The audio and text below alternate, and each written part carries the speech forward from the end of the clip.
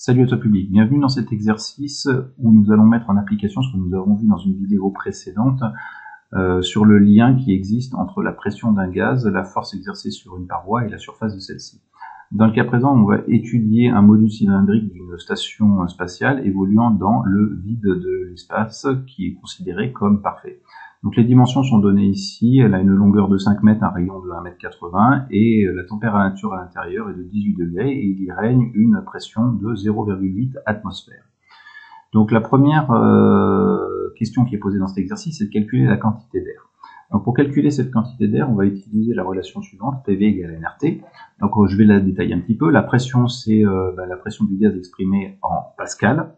Le volume doit être exprimé en mètres cubes. N va correspondre à la quantité de matière de gaz présent à l'intérieur, et évidemment exprimée en mol. R, c'est la constante des gaz parfaits, à 8,3 joules, qui est du -1 moins de -1. La température à l'intérieur doit être exprimée en Kelvin. Donc pour faire la conversion en Kelvin en degrés, ben, tu prends la température exprimée en degrés et tu rajoutes 273,15 Kelvin. C'est-à-dire qu'à 0 degrés, ça correspond à 273,15 Kelvin.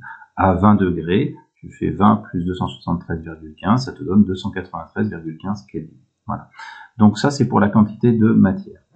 On va déterminer cette quantité de matière. Donc évidemment, N est égal à PV sur RT. On remplace.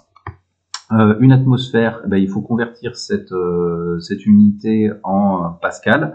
Donc une atmosphère correspond à 101 300 pascal. Donc on multiplie évidemment 0,8 par 101 300 pascal. La conversion, je te l'ai donnée dans une précédente vidéo, multiplié par le volume.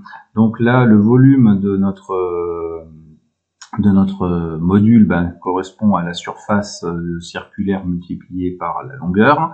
Et on va diviser ça par la constante des gaz parfaits et la température, à savoir 18 degrés plus 273, qui nous donne 1,7 10 puissance 3 mol de gaz à l'intérieur.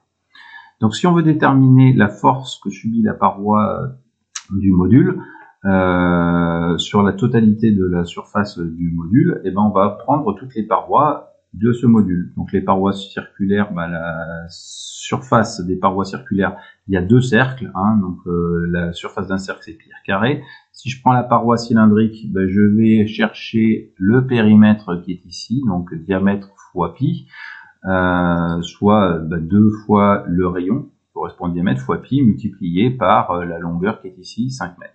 Donc notre surface totale est de 7,7 10 puissance 1 mètre carré, à peu près 77 mètres carrés.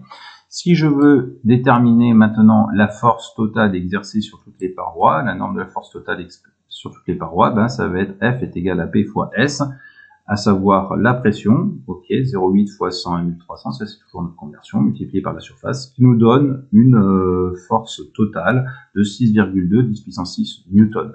Alors là, c'est juste pour faire un calcul. Évidemment, il faudrait être un petit peu plus fin dans l'étude, parce que on se rend bien compte que sur cette paroi-là du module, la force va être dirigée dans ce sens-là, alors que sur l'autre paroi à l'arrière, elle va être dirigée dans l'autre sens. Donc si on voulait faire une étude un peu plus mécanique de ce module et un peu plus poussée, il faudrait évidemment tenir compte de la direction, du sens et de la norme de chacune de ces forces. Voilà, écoute, je te dis à bientôt dans une prochaine vidéo. Les autres vidéos de cette même playlist sont dans la description de la vidéo juste en dessous pour pouvoir progresser dans ce chapitre. Allez, à bientôt.